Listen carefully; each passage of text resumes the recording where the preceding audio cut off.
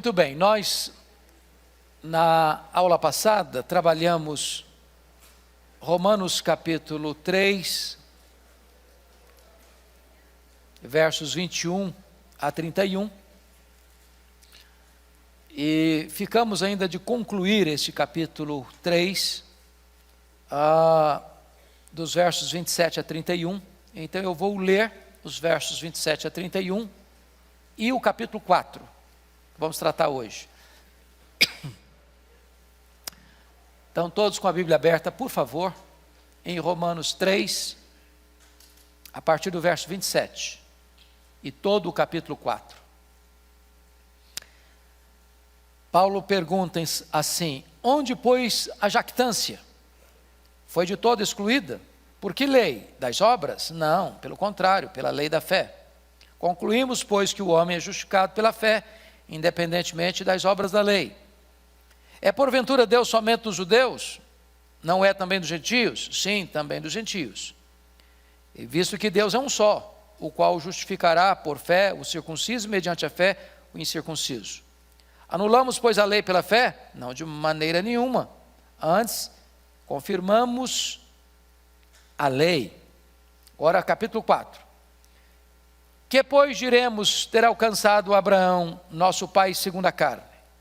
Porque se Abraão foi justificado por obras, tem de que se gloriar, porém não diante de Deus.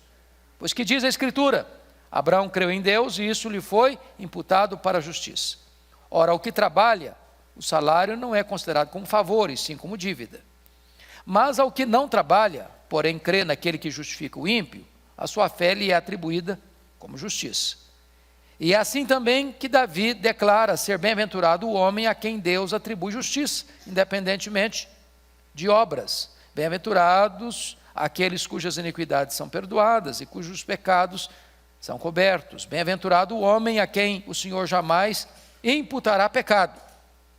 Vem, pois, esta bem-aventurança exclusivamente sobre os circuncisos ou também sobre os incircuncisos?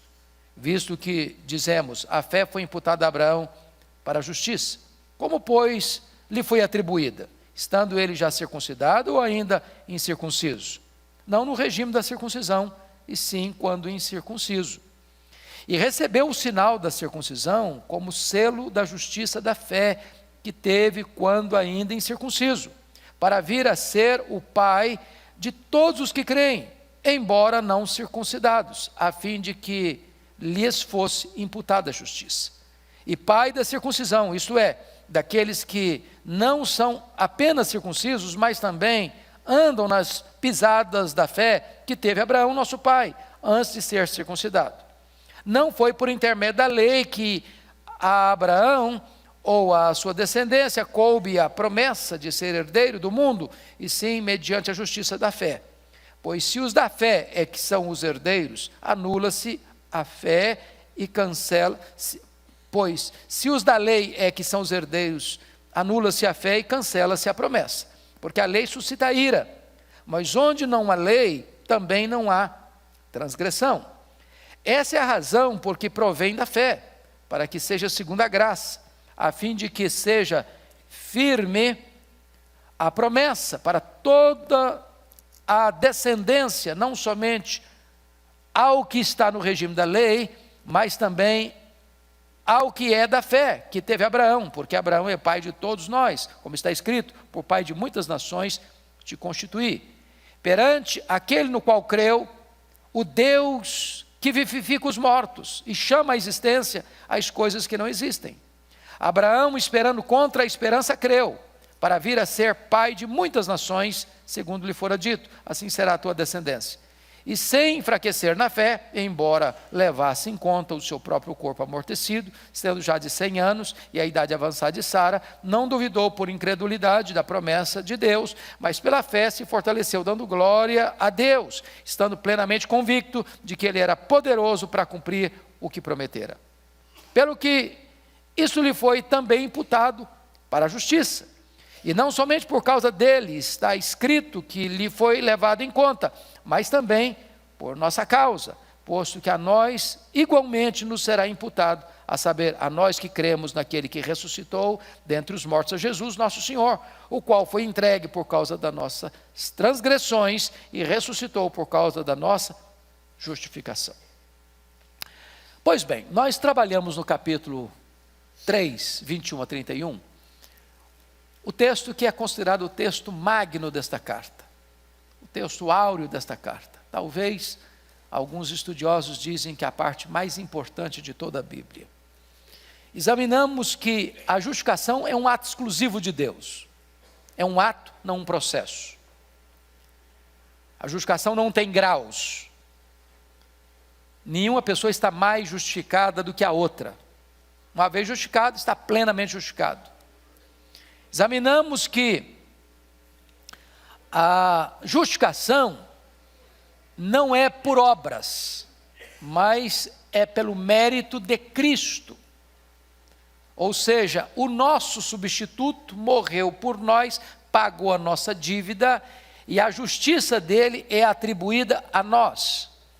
Examinamos, portanto, que esta justificação é de graça, é pela graça. E embora custou tudo para Deus, a nós é gratuito. E nós recebemos essa justificação pela fé. Agora, Paulo levanta neste capítulo 3, a partir do verso 27, 3 objeções à justificação. Ele levanta a objeção e ele responde à objeção feita. A gente chama isso de diatribe. Então, é o escritor que, sabendo que o leitor vai fazer a pergunta, ele mesmo faz a pergunta e ele mesmo dá a resposta. E a primeira objeção é essa: onde está o motivo de vanglória? Confira comigo, versículo 26, 27 e 28, digo: onde está, pois, a jactância? Foi de toda excluída. Por que lei? Das obras? Não, pelo contrário, pela lei da fé.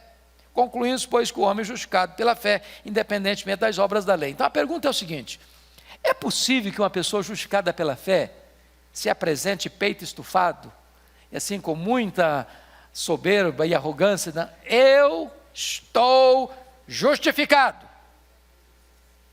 É possível alguma jactância? Algum orgulho, alguma vaidade? Absolutamente não. Porque não é mérito seu. Você não construiu isso. Você não trabalhou para isso. Você não mereceu isso. Você não fez por onde. Então, a grande questão é que, se você quiser comparar a justiça de Deus aqui com a justiça dos homens, você está encrencado. Porque na justiça dos homens, não é justo o justo justificar o injusto. Na lei dos homens, é justo o justo justificar o justo. Mas Deus não justifica o justo. Deus justifica o injusto. Porque o injusto, não tendo justiça própria, recebe a imputação do justo a ele. Eu sou injusto, mas o justo, meu substituto, meu fiador, morreu por mim. E a justiça dele é atribuída a mim. Portanto, a justiça que eu tenho não é minha, é atribuída a mim, é colocada na minha conta. Por isso, não há espaço nenhum para qualquer soberba, para qualquer jactância, para qualquer vaidade. Então, respondida a primeira objeção. Segunda objeção: onde está a exclusividade dos judeus? Versículos 29 e 30. É porventura Deus somente dos judeus? Não é também dos gentios? Sim, também dos gentios, visto que Deus é um só, o qual justificará por fé o circunciso judeu e mediante a fé o incircunciso gentio. Porque a ideia dos judeus é essa: Deus é nosso, Deus é patrimônio nosso, Deus é exclusivo nosso, Deus é só para nós, a nós pertencem todas as bênçãos, aos gentios todas as maldições. A grande pergunta de Paulo é essa: o projeto salvador de Deus alcança só os judeus? Só os da circuncisão? Não é Deus também dos gentios? E a resposta é claro: Deus é Deus dos gentios circuncisos, dos judeus circuncisos, e Deus é Deus dos gentios incircuncisos. Porque tanto o judeu circunciso quanto o gentio incircunciso, Deus salva da mesma maneira. É pela fé. É mediante a fé. Então não tem aqui qualquer soberba de raça. Deus não é um Deus tribal. Deus é o Deus de todas as nações. E Ele salva todos os povos do mesmo jeito, pela fé em Cristo Jesus. Terceira objeção. Onde está a contradição entre a lei e a fé? Porque essa era a ideia dos judeus. Não pode, a fé está em contradição com a lei. Olha o verso 31, o que é que ele diz? 3:31. Anulamos, pois, a lei pela fé? Não, de maneira nenhuma, antes confirmamos a lei. O que Paulo está querendo dizer com isso? Era papel da lei salvar? Pergunto a vocês. Claro que não. Por que não? Porque pela lei vem o pleno conhecimento do pecado, e o pecado provoca a ira de Deus. Então a lei não foi dada para nos salvar, a lei foi dada para nos convencer de que somos pecadores. A lei é como essa luz, ela aponta o que está errado, o que está sujo, mas ela não tira a sujeira. A lei é como um raio-x que aponta o tumor, mas não é o bisturi que remove o tumor. A lei é como um prumo de um construtor, identifica que a parede está torta, mas o prumo não corrige a parede torta. A lei veio apenas para diagnosticar quão pecadores nós somos, mas a lei não tem o poder de nos salvar. Por isso o papel da lei é de um aio, é de um pedagogo, que nos toma pela mão, uma vez que ele identificou e constatou e provou que eu sou pecador, diz: agora que você reconhece que você é pecador, vou te levar a alguém que resolve o seu problema. E esse alguém é Cristo. O fim da lei é Cristo. Então não há contradição entre a lei e a fé, porque na verdade a lei tem exatamente esse propósito de provar que eu sou pecador e abrir para mim, e levar a mim, e conduzir a mim àquele que me salva pela graça mediante a fé. Mas agora nós vamos entrar no capítulo 4, porque havia uma grande questão. A questão é o seguinte: Paulo, você tem... Pois não, meu amado. O verso 30. Isso. O circunciso.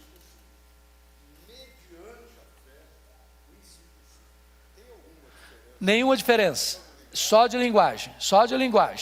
O que Paulo está dizendo é que o circunciso, que é judeu, e o incircunciso, que é gentio, são salvos da mesma maneira. Não tem um critério para um e outro critério para outro. Tanto o judeu quanto o gentio, e entendendo o gentio com todos os povos que não são judeus, são gentios, Deus só tem um método de salvação, e esse método é a salvação pela graça, mediante a fé em Cristo Jesus. É isso que Paulo está ensinando aí. Mas agora, voltando ao capítulo 4, a grande pergunta é a seguinte: Paulo, você está ensinando esse negócio de justificação pela fé, nós queremos saber uma coisa de você. Essa doutrina que você está ensinando é novidade? Você inventou isso? Você criou isso? Isso vem da sua cabeça? De onde você tirou isso? Será que você está ensinando para nós tem forte lastro no Antigo Testamento? Tem raiz no Antigo Testamento? O que você está ensinando está fundamentado na escritura que nós temos, porque a Bíblia da época era Velho Testamento. O Novo Testamento estava sendo construído ainda, estava sendo escrito ainda, a revelação de Deus era progressiva, e ainda, quando Paulo escreveu isso, muitas pessoas não tinham, claro, não tinham o Novo Testamento como nós temos hoje. A grande pergunta é: o que você está escrevendo para nós tem base lá no Velho Testamento? E Paulo vai dizer e responder essa pergunta seguinte: claro que tem base no Velho Testamento. Eu não estou ensinando novidade, não. Eu não estou ensinando coisa nova, não. Eu estou querendo dizer para vocês que a palavra de Deus, ela é una. A palavra de Deus tem uma profunda conectividade, de tal maneira que a doutrina da justificação está ancorada nos dois maiores exemplos que vocês têm na Bíblia, dos dois personagens que vocês mais admiram: Abraão, o pai da fé, e o grande rei Davi, que unificou a nação. Esses dois personagens históricos retratam e revelam para nós que a doutrina da justificação é profundamente arraigada nas Escrituras. Então, Gênesis 15:6 diz que Abraão creu, e isto lhe foi imputado como justiça. Então está lá no Velho Testamento, na história de Abraão, muito antes que a lei fosse dada, muito antes, 430 anos da lei ser dada, Abraão já tinha sido justificado pela fé e não pelas obras da lei. Então vamos olhar agora alguns pontos no capítulo 4. Primeiro ponto que eu quero chamar a sua atenção: Abraão foi justificado pela fé e não pelas obras. É o que ele desenvolve aí no capítulo 4 até o versículo 8. A justificação pelas obras coloca a glória da salvação no homem e não em Deus. Confira comigo os versos 1 e 2. Que pois diremos ter alcançado Abraão, nosso pai, segundo a carne? Porque se Abraão foi justificado por obras, tem de que se gloriar. Porém não diante de Deus. Então veja bem, se eu fosse justificado pelas obras, vamos pensar o seguinte: você tem aqui coisas boas e coisas ruins. Vamos imaginar na balança, tá? Aí eu fiz mais coisas boas do que coisas ruins. Aí alguém diz: bom, então esse camarada aí merece a salvação, porque fez mais coisa boa que ruim. Ainda que esse fosse o argumento, seria falso. Por quê? Porque na linguagem bíblica, nesse prato das coisas ruins, bastaria você fazer uma coisa errada, uma coisa ruim, e já desequilibrou tudo. Porque se você quer ser salvo pela lei, o padrão que a lei exige de você é o quê? Perfeição. Perfeição o quê? Absoluta. Se você guardar, diz Tiago, toda lei, e tropeçar num único ponto, você é culpado da lei inteira. Por quê? Porque o padrão é perfeição. Você morre afogado com 10 centímetros acima do seu nariz, como você morre afogado a 10 mil metros, nas profundezas mais abissais do mar. Não importa. Você quebrou o padrão da perfeição. Por isso, maldito é aquele que não perseverar em toda a obra da lei para cumprir. Ora, se Abraão pudesse ser justificado pelas obras, ele teria que ser o quê? Perfeito. E se ele fosse perfeito, ele teria recebido então a salvação como prêmio, mérito, honra o mérito. Ele conquistou, ele cavou, ele mereceu. Agora, fica claro o versículo 2, porque se Abraão foi justificado por obras, tem de que se gloriar. Aí o homem receberia a salvação como um troféu. Aí você bateria no peito: eu estou salvo, eu construí minha salvação, eu mereci minha salvação. Mas salvação não é uma questão de mérito. Segundo, a justificação pelas obras entra em total contradição com o ensino das Escrituras. Olha o versículo 3.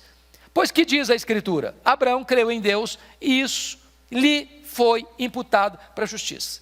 Veja você que ele cita a Escritura, e a Escritura é una. A Escritura é o conjunto da revelação de Deus, inspirado pelo Espírito Santo, portanto, não há contradição. Porque se a Escritura contradiz a Escritura, Deus é incoerente, porque a mente que produziu a Escritura é a mente de Deus.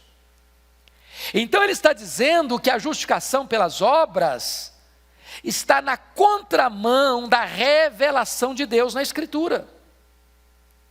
Não pode ser. Terceiro, a justificação pelas obras coloca a base da salvação no merecimento humano e não na graça de Deus. Olha os versículos 3 a 5 comigo. Você pode ler em voz alta comigo? Vamos juntos? Pois que diz a Escritura: Abraão creu em Deus e isso lhe foi imputado para a justiça. Ora, ao que trabalha, o salário não é considerado como favor, e sim como dívida.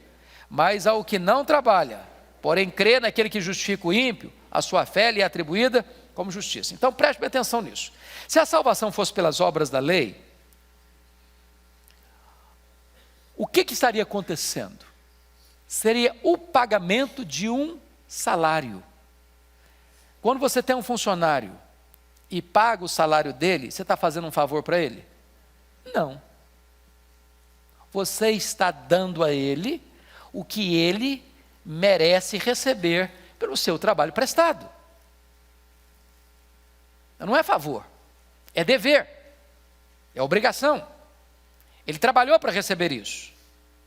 Agora, alguém que não trabalhou para receber e recebe, isso é o quê? Favor. Isso não é mérito. Então, a quem Deus justifica? Ao que trabalhou para receber essa justificação? Ao que merece essa justificação? Não. Portanto, não é salário pago. A quem Deus justifica? Ao justo ou ao ímpio? Ao ímpio. Que ímpio? Ao ímpio que crê. Então, no momento que ele crê, é atribuído a ele o quê? A justiça. A justiça. Então, vamos entender, porque isso aqui, irmãos, isso aqui é o coração da Bíblia, isso aqui é o coração do Evangelho. Se você entender isso aqui, você entendeu o cristianismo. Se você não entendeu isso aqui, você não entendeu o cristianismo. É por isso que essa doutrina aqui foi a base da reforma do século XVI. É por isso que os reformadores diziam, com essa doutrina a igreja fica de pé, sem essa doutrina a igreja cai. Vejam vocês, nós somos pecadores, certo? Nós pecamos de que maneira? Nós pecamos por palavras, vamos dar conta no dia do juízo por todas as palavras frívolas que proferimos. Nós pecamos por obras, o que nós fazemos e as pessoas não sabem, Deus sabe. Nós pecamos por omissão. Nós pecamos por pensamentos. Bom, algum tribunal da terra, por mais nobre que seja, pode julgar foro íntimo. Você pode chegar diante de um juiz, você está sentindo isso, eu vou te condenar por isso, você está sentindo isso, eu tenho certeza que você está sentindo, eu vou te condenar. Algum tribunal tem essa competência? Não tem. Mas o tribunal de Deus tem. Deus julga o segredo do coração dos homens. Gente, o que passa no seu coração e no meu, se a gente fosse contar tudo, até nós ficaríamos escandalizados. Você já se escandalizou você mesmo? Já ficou chocado com você? Já ficou envergonhado de você?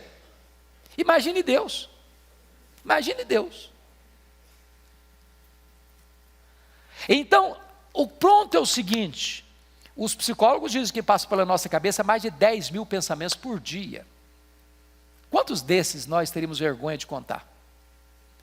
Mas imagine vocês, que vocês sejam tão santos, mas tão bons, mas tão assim virtuosos, que num dia inteiro você não pecou nem por palavras, nem por obras, nem por omissão. De 10 mil pensamentos, só 3 foram pensamentos ruins. Já seria quase um anjo ambulante. Se você tiver 3 pensamentos ruins por dia, no final de um mês você tem 90, no final de um ano 1080. Só eu aqui, o coitadinho aqui, já fiz 60, já estaria então com mais de 60 mil pecados, se eu pecar só 3 vezes por dia. Como é que eu chegaria num tribunal que não dá para comprar o juiz, não dá para subornar a testemunha, com 60 mil delitos e pecados? Como é que ficaria a minha situação? Não tem jeito não, está condenado. Mas eu não precisaria de 60 mil não, se eu tiver um só, eu serei condenado. Porque no céu não entra nada contaminado. A alma que pecar, essa morrerá. Então preste atenção que dentro dessa lógica bíblica, é impossível que você seja justificado por mérito, por obras da lei. Impossível. O que Deus fez?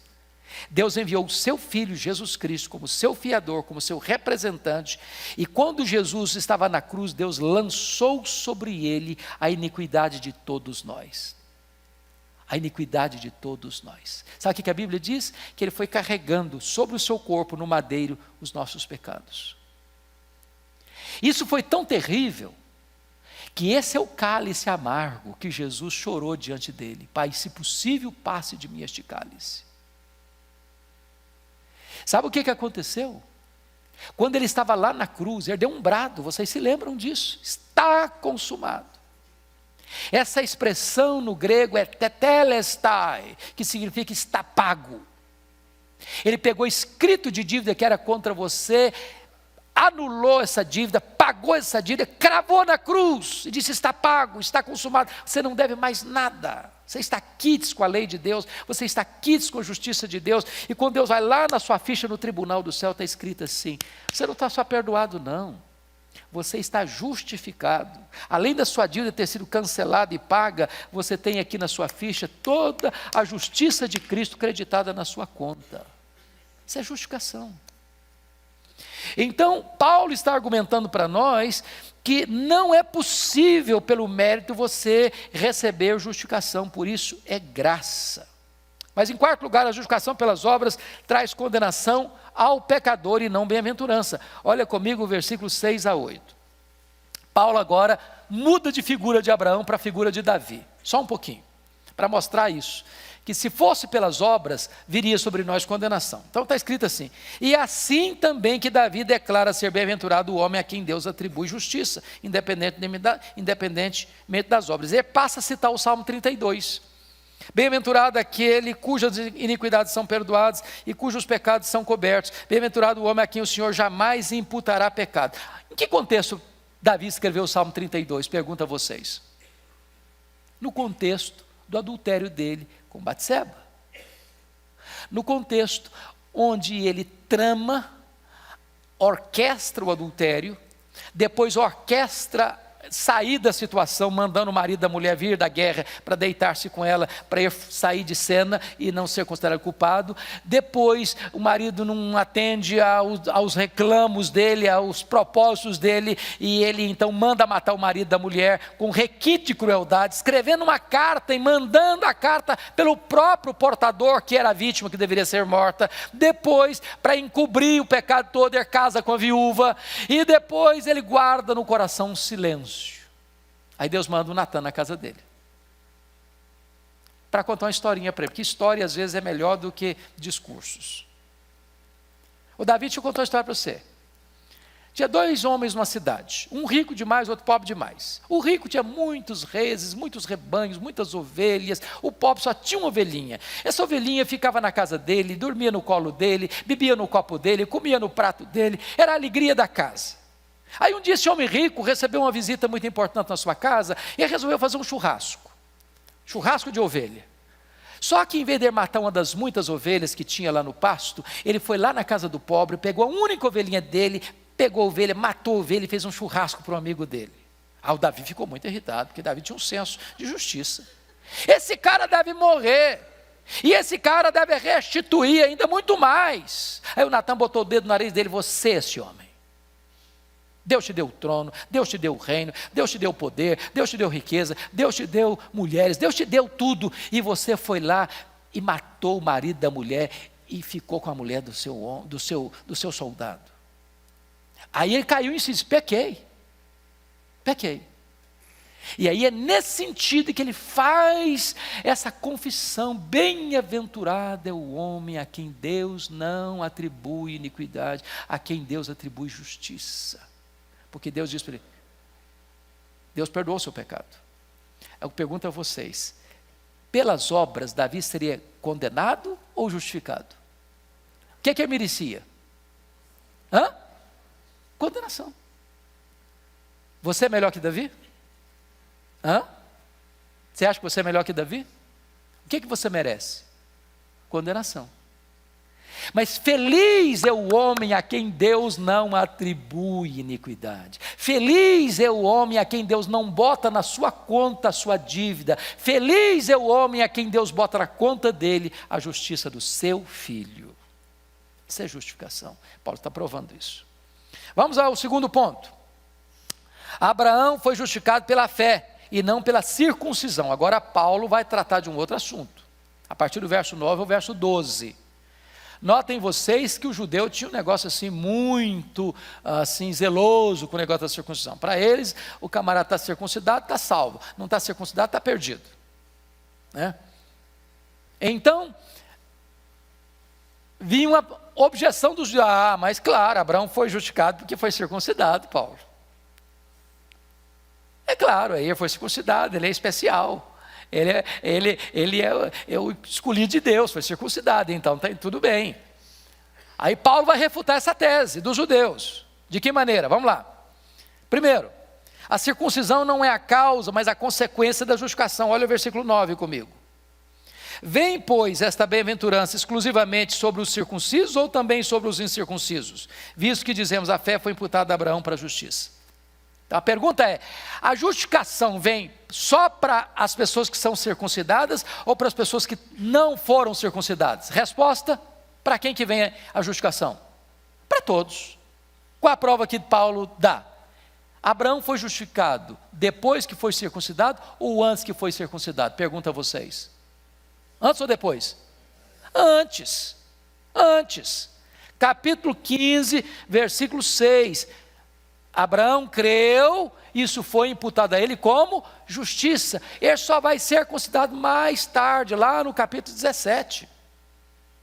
Então não dá para você conectar circuncisão com justificação, porque a justificação de Abraão precedeu a sua circuncisão, e esse negócio de circuncisão começou historicamente com Abraão.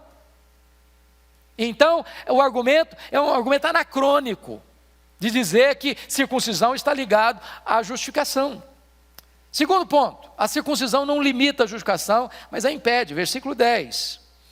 Como, pois, lhe foi atribuída? Estando já circuncidado ou ainda incircunciso? Não no regime da circuncisão, e sim quando incircunciso. Ou seja, logo, se Abraão foi justificado antes de ser circuncidado, não tem nada a ver de você limitar a circuncisão. Não, só pode ser justificado quem foi circuncidado. Esse argumento está furado, diz o apóstolo Paulo. Terceiro, a circuncisão não é a base, mas o selo da justificação. Vamos ver versículos 11 e 12. Aqui tem um ponto muito importante. Pode ler comigo, versos 11 e 12? Vamos juntos? E recebeu o sinal da circuncisão como selo da justificação pela fé, que teve quando ainda incircunciso, para vir a ser o pai de todos os que creem, embora não circuncidados, a fim de que lhes fosse imputada a justiça. E pai da circuncisão, isto é, daqueles que não são apenas circuncisos, mas também andam nas pisadas da fé que teve Abraão, nosso pai, antes de ser circuncidado. Muito bem. A pergunta é, Paulo, então tá bom. Então quer dizer que não é justificação, não é pela circuncisão, ok. Agora então, que valor que tem a circuncisão, se você não é justificado por ela?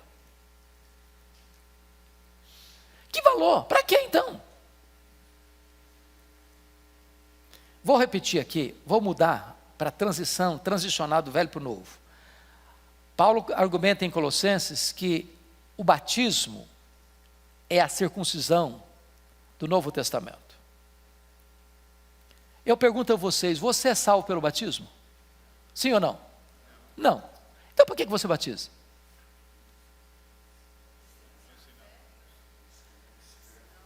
O aspecto, então, é que a circuncisão é um selo dessa fé. Numa linguagem bem comum nossa, diz que é um sinal visível de uma graça invisível. Então, isso é um testemunho externo. Isso é uma evidência externa de que a realidade interna da justificação já aconteceu. Isso é um testemunho para o mundo. Agora, qual o problema dos judeus aqui? É que eles estão substituindo a coisa significada pelo símbolo. Por exemplo, vamos ilustrar isso. Você ousaria desonrar a bandeira do Brasil? Naquela época, lembra naquela época que nós tínhamos moral e cívica da escola? Tem saudade desse tempo.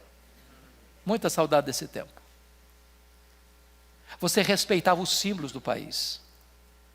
Quando você vê a bandeira, A bandeira é um símbolo que representa o seu país, mas a bandeira não é o Brasil, ela é um símbolo do Brasil.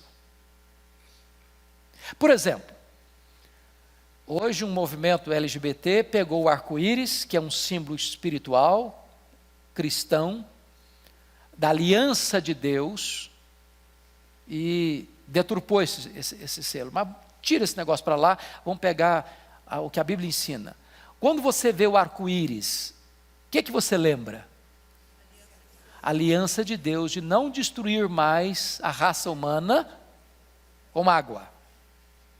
Agora, o arco-íris é a aliança de Deus ou um símbolo da aliança de Deus?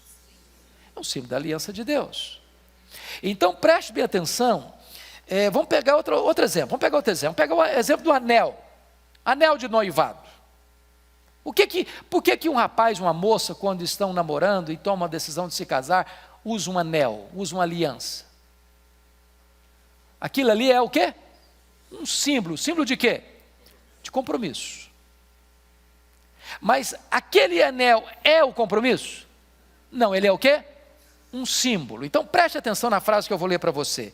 O que funciona bem como um sinal é um miserável substituto para a coisa significada. Qual o problema dos judeus? O problema dos judeus é que eles estavam escudados no ato, no símbolo da circuncisão, e não naquilo que a circuncisão significava. A circuncisão era apenas um sinal, um selo, um símbolo da justificação pela fé. Assim como hoje o batismo é um símbolo da justificação pela fé. Mas se eu fui batizado, agora está tudo resolvido comigo, porque eu fui batizado. Não, o batismo é um símbolo, só tem valor se o simbolizado aconteceu, porque se o simbolizado, que é a verdadeira mudança interior, não aconteceu, você pode receber água do Atlântico inteiro, não vai resolver a sua vida. Está claro isso, irmãos? Está claro? Pois bem, então vamos para frente. Terceiro ponto, Abraão foi justificado pela fé, não pela lei. Agora é o argumento dos versos 13 a 17. Versos 13 a 17. E Paulo vai nos dar aqui 3 argumentos para provar que a justificação foi pela fé e não pela lei. Primeiro argumento é o argumento da história, versículo 13. Quem pode ler comigo? Não foi por intermédio da lei que a Abraão ou a sua descendência coube a promessa de ser o herdeiro do mundo, e sim mediante a justiça da fé. Por que não foi mediante a lei, e sim mediante a justiça da fé? Qual é o argumento histórico que Paulo está dando aí?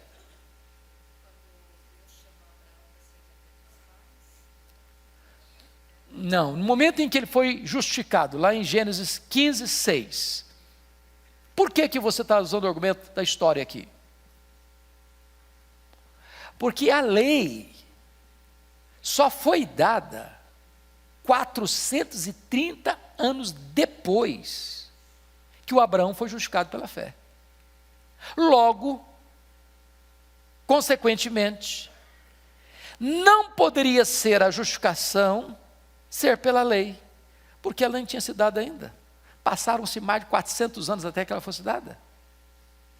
Então, de fato, não é possível você argumentar que a justificação é pelas obras da lei, porque a lei não existia quando Abraão foi justificado pela fé. Está claro isso? Segundo argumento, o argumento da linguagem. Olha comigo, versos 13 a 16. Não foi por intermédio da lei, nós já lemos, né? Versículo 14. Pois se os da lei é que são os herdeiros, anula-se a fé e cancela-se a promessa. Porque a lei suscita ira. Mas onde não há lei, também não há transgressão. Essa é a razão por que provém da fé, para que seja segundo a graça, a fim de que seja firme a promessa para toda a descendência, não somente ao que está no regime da lei, que são os circuncisos, os judeus, mas também ao que é da fé que teve Abraão, porque Abraão é pai de todos nós. Ponto básico é o seguinte, irmãos. Por que não poderia ser a justificação pela fé? Me responda. A justificação pela lei. Por que não pode ser? Por que não pode ser pela lei? Primeiro, porque todos pecaram, é claro. Mas, pela lei, o que vem? O argumento dele aí, no versículo 15. Porque a lei faz o quê? Por que a lei suscita ira, irmãos? A lei define o seguinte: quem peca, morre. E quando você reconhece que você é pecador, então o que você provoca mediante a lei? Ira. A ira de Deus se revela do céu contra toda a impiedade e perversão dos homens. Se Deus fosse tratar você e a mim mediante a lei, o que Deus sentiria por mim? Ira. Ira. Porque o meu pecado provoca a ira de Deus. Deus é santo. Ele é puro. Ele não pode ver o mal. A santidade dele é ultrajada pelo meu pecado. A pureza dele é ultrajada pela minha impureza. Então, se Deus fosse me tratar mediante a lei, eu estaria debaixo da ira. É por isso que Paulo diz, filhos da ira. Agora então, Deus me trata mediante a questão da promessa. Porque a despeito de eu ser pecador, Deus justifica o ímpio que crê. Crê em quem? Crê no seu filho. Porque no momento em que você crê no seu filho, você está fazendo uma coisa. Vamos entender isso, irmãos.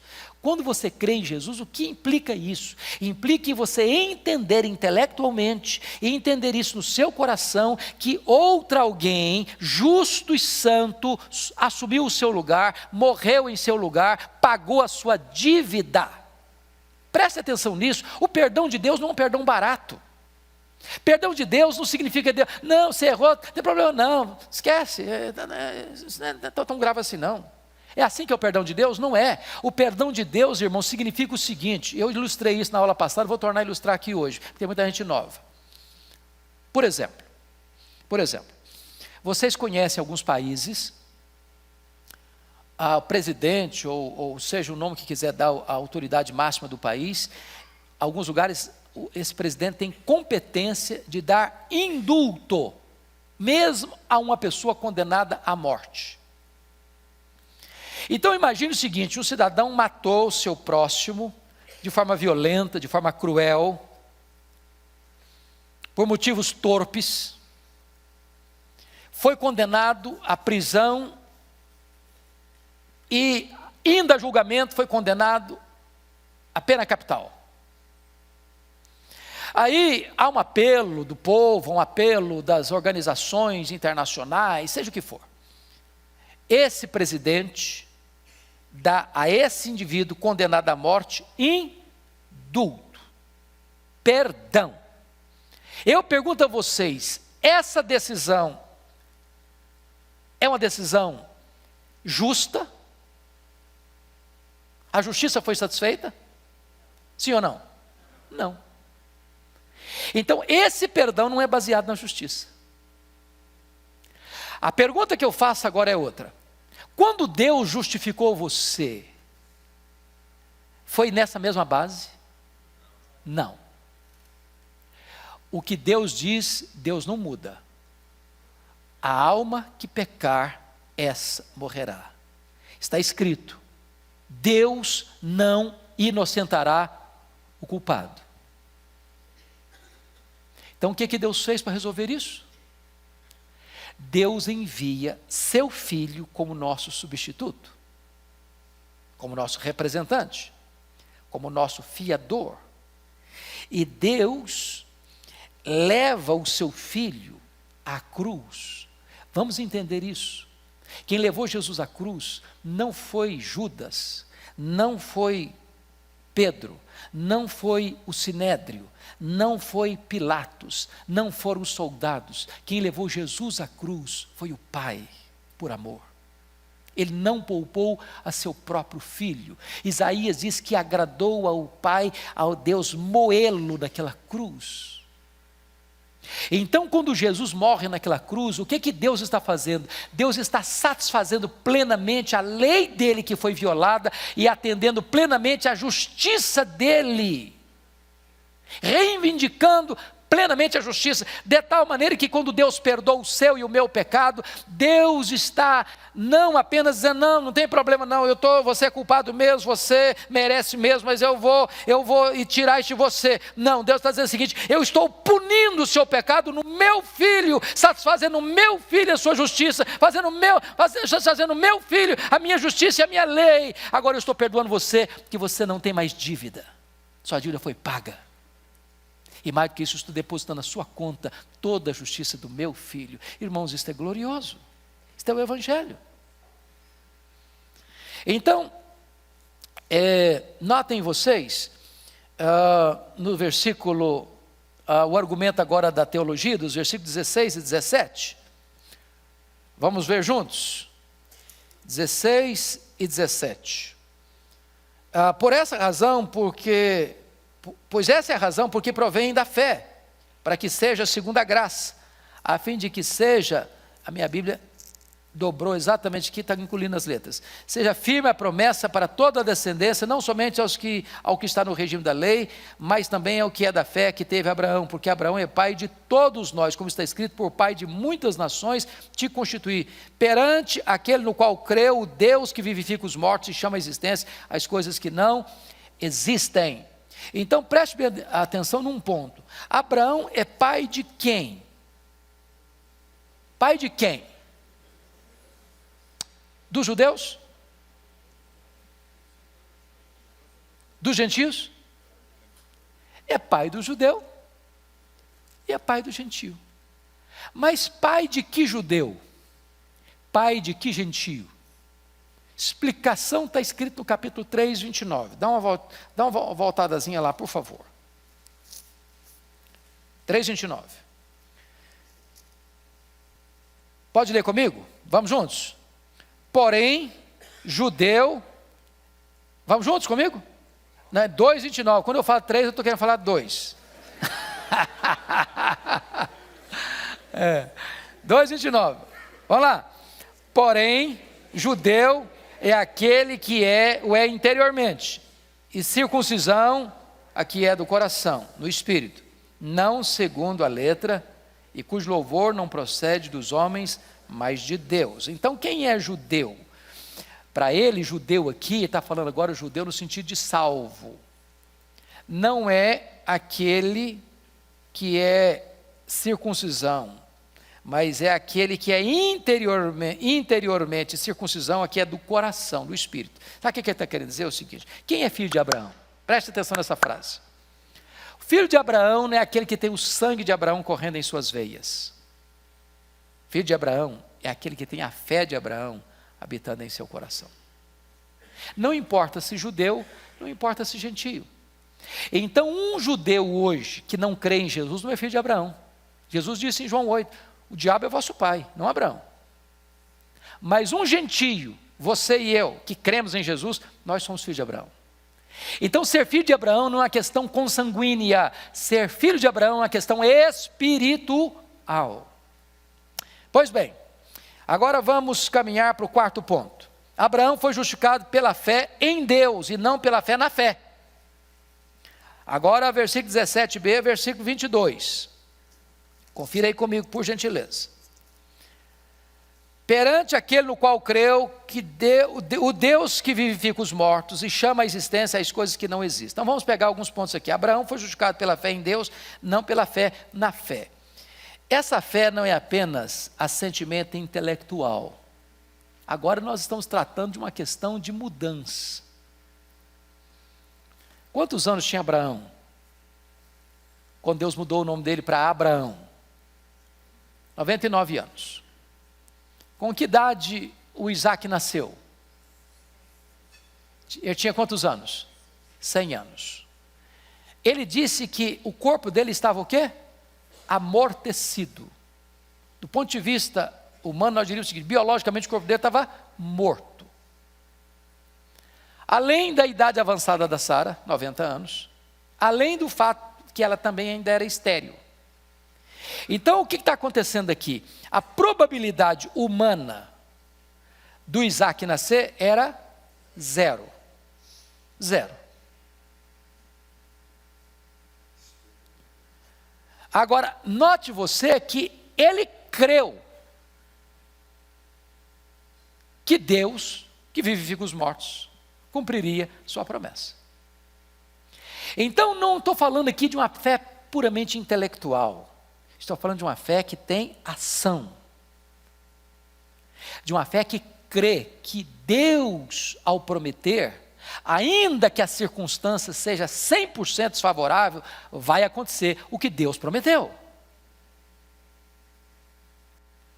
E essa fé de Abraão nós precisamos ter, irmãos. Quantas vezes nós somos guiados apenas pela lógica, pela probabilidade, por aquilo que o homem pode fazer, por aquilo que a ciência pode resolver, por aquilo que o nosso dinheiro pode comprar, por aquilo que a nossa saúde pode alcançar. Abraão demonstra aqui não apenas a crença numa doutrina, Abraão demonstra aqui a confiança numa pessoa. Porque cristianismo é muito mais do que intelecto, irmãos. É intelecto, é sim. Crer, como John Stott, é também pensar. Mas cristianismo é mais do que você ter na sua cabeça verdades lúcidas, claras, cristalinas. Cristianismo é relacionamento pessoal com o Deus Todo-Poderoso. E mesmo diante das circunstâncias impossíveis da vida, você crê que se Deus prometeu, Ele é fiel para cumprir. Isso nos remete a Gênesis 22. E a Hebreus 11, por que Abraão levou o filho Isaque lá para o Monte Moriá para sacrificá-lo? Vocês acham que Abraão acreditava que ele não iria ser sacrificado? À luz do texto de Gênesis e de Hebreus 11? Vocês acham isso? Em momento algum Abraão pensou que ele não fosse sacrificado. O que estava no coração de Abraão à luz de Hebreus 11? É que Deus faria o que com ele? Que Deus o ressuscitaria. Agora eu pergunto a vocês, quantos exemplos de ressurreição tinha até então? Nenhum.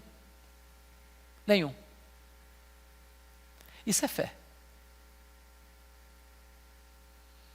Mas por que ele acreditava que Deus podia ressuscitá-lo? Por uma razão muito simples. Deus já havia dito para ele que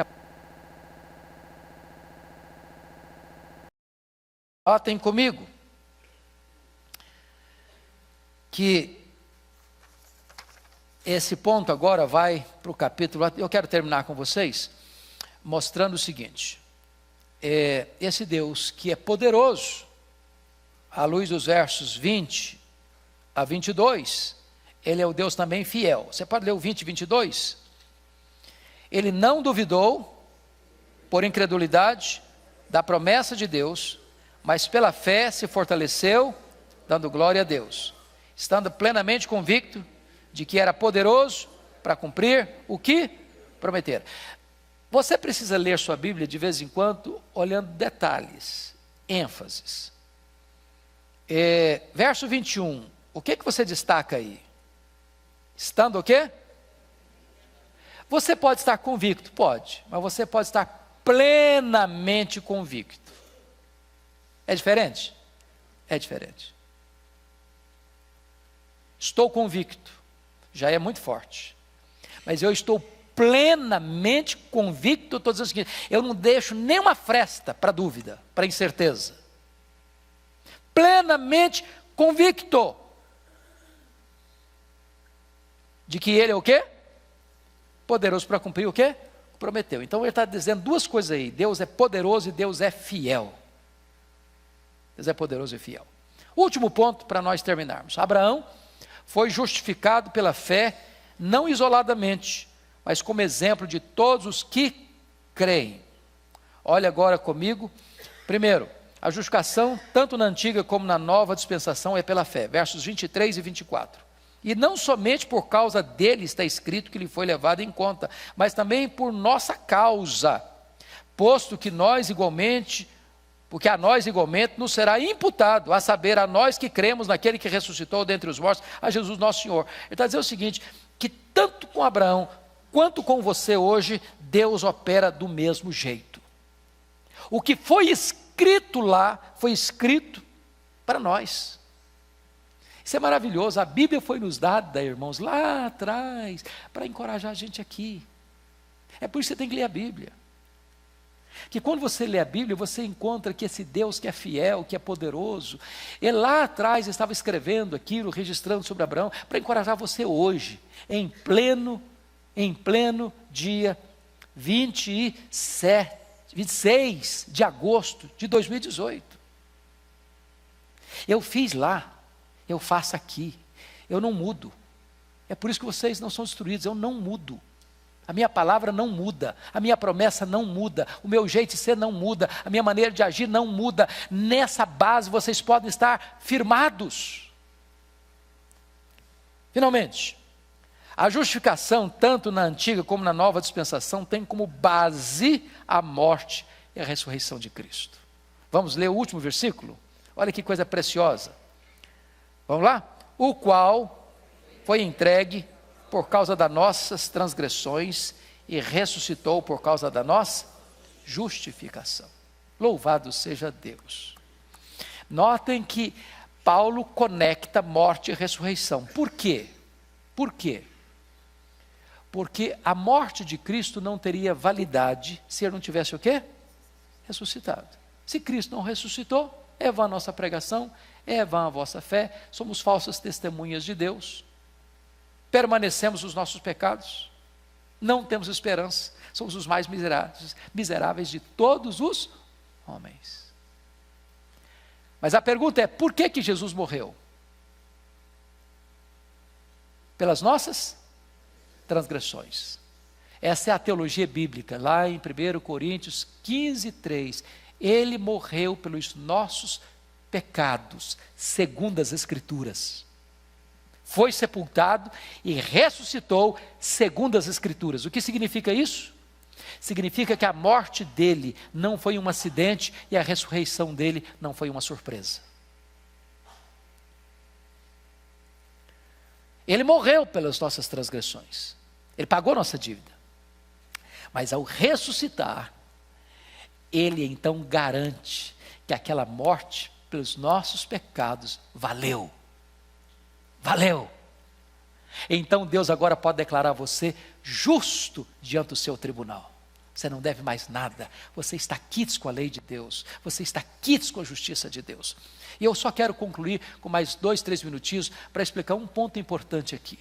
Porque talvez alguém possa levantar a seguinte dúvida. Pastor, ok, estou justificado, estou quites com a lei de Deus, com a justiça de Deus, mas eu continuo pecador. E o que é que eu faço com os meus pecados agora? Deixa eu dizer uma coisa importante. Quando você foi justificado dos seus pecados do passado, dos seus pecados do presente, dos seus pecados do futuro. Significa então que você não tem o risco de perder salvação. Não se perde salvação. Salvação é uma garantia eterna. Porém, você que outrora estava debaixo da ira de Deus e era um réu diante de um juiz, agora você mudou de status, agora você é membro da família, é um filho diante de um pai. Então agora seus pecados cometidos não levam você mais à condenação, mas levam você a uma quebra de relacionamento. Então qual é a atitude de um crente quando peca? Está escrito, se confessarmos os nossos pecados, Ele é fiel e justo para nos perdoar os pecados e nos purificar de toda a injustiça. Por que fiel? Por que justo? Fiel porque Ele prometeu. Justo porque Ele já puniu o seu pecado na cruz do seu Filho e agora basta você reconhecer que você pecou. Homologuel é a palavra de onde vem homologar, se confessarmos. Agora você reconhece, agora você confessa e agora Deus olha para a cruz do seu Filho e diz, esse pecado eu já puni na cruz do meu Filho, não vou punir mais em você. Você que está arrependido, você está perdoado. Louvado seja Deus, porque todo momento, a todo instante, nós podemos recomeçar e recomeçar e recomeçar esta relação de intimidade com Deus. Fruto de quê? Da justificação pela fé. Vamos ficar em pé? Oi, princesa. Pode, se eu puder responder.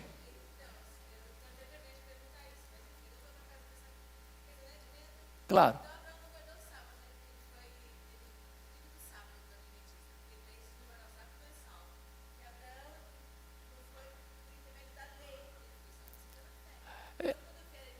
Essa ideia disso, essa ideia de que você precisa guardar o sábado para ser salvo, está completamente furada. Completamente furada. Porque se eu tivesse que guardar o sábado para ser salvo, eu seria salvo mediante a lei. E eu não sou salvo pela lei. E mais ainda, quando você entende, à luz do texto de Joel, se cumprindo em Colossenses 2, é que, de Oséias, é que o sábado era uma sombra. E a realidade do sábado é Cristo. É por isso que Hebreus diz que resta um repouso, um descanso para o povo de Deus. E a palavra descanso lá é sábado. E sabe qual é o descanso do povo de Deus? É Cristo. É por isso que Jesus Cristo ressuscitou no primeiro dia da semana. E é por isso que ele apareceu no primeiro dia da semana. E é por isso que a igreja se reunia no primeiro dia da semana. E é por isso que o Pentecoste, o derramamento do Espírito aconteceu num dia de domingo, primeiro dia da semana.